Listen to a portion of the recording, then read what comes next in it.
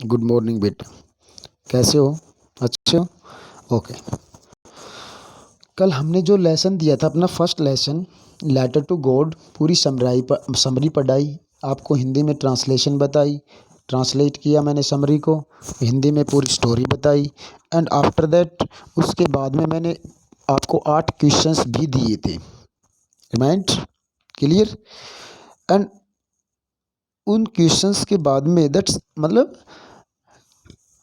Not enough, वो enough नहीं थे हमारे लिए, और भी क्वेश्चंस आपने अटैम्प्ट करने बेटा इस लेसन के। तो अभी मैं और क्वेश्चंस दे रहा हूँ आपको, वो भी मतलब समझा रहा हूँ क्वेश्चंस को, हिंट दे रहा हूँ क्वेश्चंस के नीचे, बट आप अपने अकॉर्डिंग उन क्वेश्चंस को लिखेंगे। क्लियर? फिर नोटबुक में आपने लिखना है। समझ रहे हो क्या बोल रहा हूँ मैं? तो देखो, आज के हमारे 10 क्वेश्चंस और हैं, और कल फिर हम दूसरा लेसन जो हमारा नेल्सन मंडेला है वो करवाएंगे बेटा। ठीक है? तो देखो, इसका बड़ा क्वेश्चन दूंगा एक, और 8 क्वेश्चंस इसके छोटे हैं। देखो, उसके बाद जो हमने जो लास्ट क्वेश्चंस किए थे बिल्कुल भी कंटिन्यू उनके साथ ही हमने इनको भी अटेम्प्ट करना है बेटा। तो आज का जो हमारे क्वेश्चंस हैं वो है 9 नंबर क्वेश्चन हमारा, what made him angry. What made him angry मतलब ये क्वेश्चन 1 नंबर में हर साल आ रहा है भाई, पिछले 2-3 साल से। What made him angry, what made him means Lencho, angry गुस्सा, इट मीन्स कौन सी ऐसी बात थी या कौन सी ऐसी बात ने लेंचो को गुस्सा दिलाया, जिसको देख के लेंचो को गुस्सा आया, ऐसी कौन सी बात थी। आंसर आप बना लेना बेटा, सिंगल सेंटेंस का आंसर बनेगा इसका। एंड नेक्स्ट क्वेश्चन हमारा होगा, who does who does Lencho have complete faith in, मतलब कौन था जिसमें लेंचो को फुल्ली फेथ था, कंप्लीट फेथ था, विश्वास था, किस में था। And next part, which sentences in the story tell you this, मतलब इस कहानी में, इस स्टोरी में, इस लेसन में ऐसी कौन सी लाइंस हैं जो ये बात बताती हैं कि लेंचो को किस में विश्वास था। क्लियर हो जाएगा? या फिर मैंने सेंटेंस के नीचे, क्वेश्चन के नीचे आंसर हिंट भी दे रखे हैं, आप उनको भी यूज़ कर सकते हो बेटा। क्लियर? नेक्स्ट क्वेश्चन हमारा है, देखो, अगर आपको कोई प्रॉब्लम आए नरेट करने में, आंसर्स को बनाने में, तो आप मेरे से पूछ सकते हो। हेजिटेट मत होना कि सर मैं सर के पास फ़ोन करूँगा ये ना, आप बिल्कुल without any hesitation you can call me. Clear? किसी भी सब्जेक्ट में अगर आपको प्रॉब्लम आती है, या इंग्लिश में आती है, मैथमेटिक्स, तो आप सर के पास फ़ोन कर सकते हो, किसी भी जो सब्जेक्ट टीचर आपका है उनके पास फ़ोन कर सकते हो। एंड नेक्स्ट क्वेश्चन हमारा है बेटा, why does the post master send money to Lencho.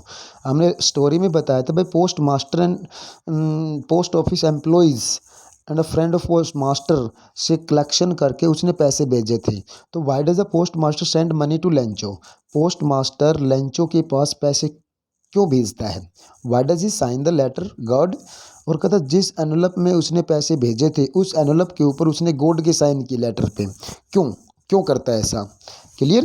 ताकि उसका जो फेथ था वो बरकरार रहे, टूटे ना, उसको ये ना लगे भाई किसी आदमी ने पैसे भेजे हैं, उसको यही उसका जो मतलब कॉन्फिडेंस था भगवान के प्रति वो बिल्कुल बरकरार रहे बेटा। क्लियर? आंसर मैंने इसके साथ दिया है, आप इसको पढ़ सकते हो, अगर कोई प्रॉब्लम आए तो पूछ लेना। नेक्स्ट क्वेश्चन हमारा, did Lencho try to find out, क्या लेंचो ने प्रयास किया ढूंढने का, who had sent the money to him, कि भाई किसने पैसा भेजा है उसके पास, इस बात को तलाशने का प्रयास किया, फाइंड आउट करने का प्रयास किया। वाई नॉट, अगर yes it means if you are positive तो वाई का आंसर देना, इफ़ यू आर नेगेटिव अगर आपको लगता है भाई नहीं किया तो क्यों नहीं किया। भाई मतलब ये बिल्कुल स्ट्रेट बात थिंग है कि भाई उसने नहीं किया, क्यों, because it was his confidence कि भगवान को अगर मैं लेटर लिखूँ तो भगवान मेरे को पैसा भेजेगा, और जितने पैसे की मैंने डिमांड की है भगवान से उतने पैसे ही भगवान जी मेरे पास पैसे भेजिएगा, ये उसका कॉन्फिडेंस था बेटा। क्लियर?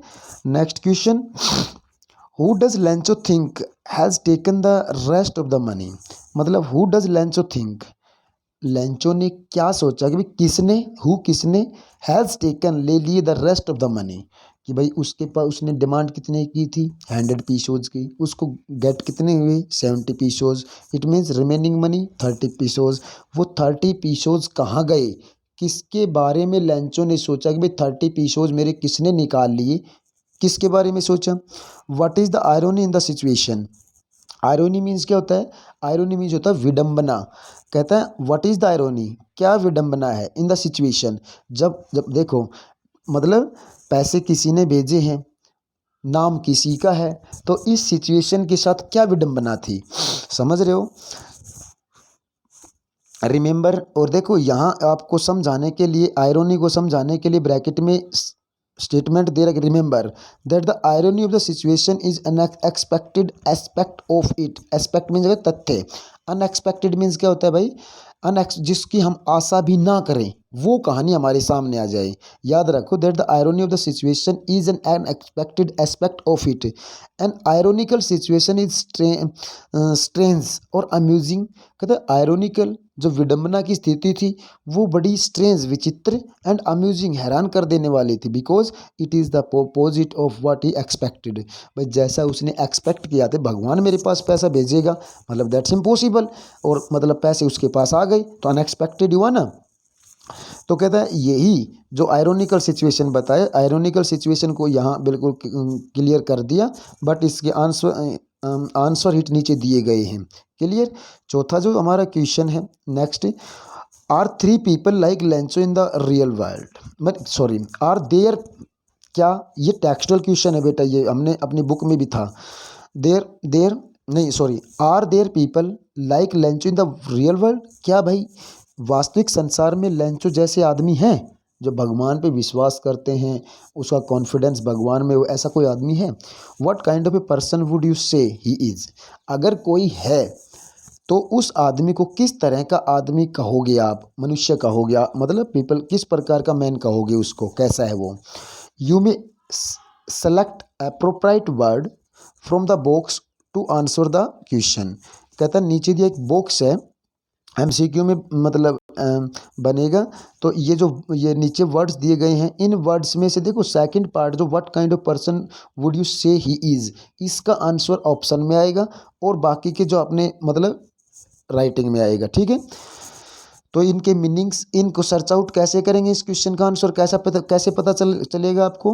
पहले तो ये वर्ड्स लिखे हुए हैं, इनके मीनिंग्स आपने देखने हैं डिक्शनरी से, डिक्शनरी से मीनिंग्स देखे तो उसको आप क्या कहोगे वो आपने इसमें से सेलेक्ट आंसर करना है बेटा एक, क्लियर। या फिर आपकी जो ये दे रखे हैं स्टेटमेंट आंसर, मतलब इसमें भी आप सर्च आउट कर सकते हो, आपको मिल सकता है आंसर इफ़ यू ट्राई, अगर आप प्रयास करोगे तो इसमें भी इसका आंसर मिल जाएगा। बट आपको ज़रूरत है पढ़ने की, तो इसको पढ़ना तो पड़ेगा बेटा। ये सोच रहे हो अगर हरिंदर सर आपको सारे आंसर दे देंगे, दैट्स इम्पॉसिबल, समझ रहे हो। तो लास्ट क्वेश्चन हमारा जो आज का है वो है, there are 2 kinds of conflict in the story. Conflict बदलाव, कहता है कहानी में 2 प्रकार के बदलाव between humans and nature, it means conflict human and nature, मतलब कंपैरिजन किया गया, एक तो आदमी और nature, it means human Lencho and post office employees, post master, post of man, post office employees, and nature, nature means God, God का, and between humans themselves, और कहता है गॉड, नेचर एंड ह्यूमन के बीच में, and humans themselves और लोगों में भी। How are these conflicts illustrate, कहता है ये जो कन्फ्लिक्ट जो हैं ये आपको किस प्रकार से इलिस्ट्रेट करते हैं। इलिस्ट्रेट मीन्स क्या होता है बेटा, भ्रमित करना, भ्रमित करती हैं। देखो ये इसका आंसर मैंने आपको दिया है, इस आंसर को आपने और बड़ा बनाना है, it means add more wordings in this answer. कहता है इन वर्डिंग्स में आपने और एक पैराग्राफ बना के ऐड करके लिखना है, it means that's not enough wordings for an essay type question for 5 marks. It means 5 number के क्वेश्चन में ये सारी वर्डिंग्स अनफ नहीं है, दैट्स नॉट अनफ। इसमें आपने कम से मतलब एटलीस्ट 50 वर्ड्स और ऐड करके तब इस क्वेश्चन को आपने वैल्यू बेस्ड क्वेश्चन बेटा बनाना है। समझ में आया क्या बोल रहा हूँ मैं। तो इसलिए स्टोरी को पढ़ें, समरी को जो मैंने पढ़ाया था उसको पढ़ें, इंट्रोडक्शन को पढ़ें, कंक्लूजन को पढ़ें, एंड कंटेंट को पढ़ें स्टोरी के, और जो समरी मैंने दी थी उसके अकॉर्डिंग ही आप उसको पढ़ पाओगे। तो जो काम डेली के डेली दिया जाता है वो इसको देखें, अगर नहीं देखोगे तो फिर लास्ट ईयर की तरह ही आपकी प्रॉब्लम्स बढ़ती चली जाएंगी बेटा। और अगर प्रॉब्लम्स बढ़ी तो never you can overcome these, उनके ऊपर कभी भी हम मतलब ओवरकम तो करेंगे, बट फिर हमें जितना मेहनत करने की ज़रूरत होती है उससे कहीं ज़्यादा मतलब और उससे डबल ट्रिपल इस प्रकार से मेहनत करने की ज़रूरत पड़ेगी। तो इसलिए क्यों ना हम टाइम टू टाइम अपना अभी जो वर्क है उसको टाइम टू टाइम करते रहें, समझ रहे हो। तो इन फ्यूचर हमें प्रॉब्लम्स का फेस नहीं करना पड़ेगा। समझ रहे हो ना क्या बोल रहा हूँ मैं। तो अभी से स्टार्ट हमारा काम है, तो इसी को आप डेली के डेली जब काम करते रहेंगे तो आपके ऊपर बर्डन भी नहीं होगा, काम भी स्मूथली चलेगा आपका, स्टडी स्टडी प्रॉब्लम्स फेस नहीं होंगी। क्लियर। तो ये आपने इन क्वेश्चंस को भी अपनी फेयर नोटबुक में बेटा उतारना है, समझ गए। क्लियर। अगर इनके अलावा फिर भी आपको कोई प्रॉब्लम्स होती हैं तो आप मेरे को कांटेक्ट कर सकते हो। क्लियर। थैंक्स।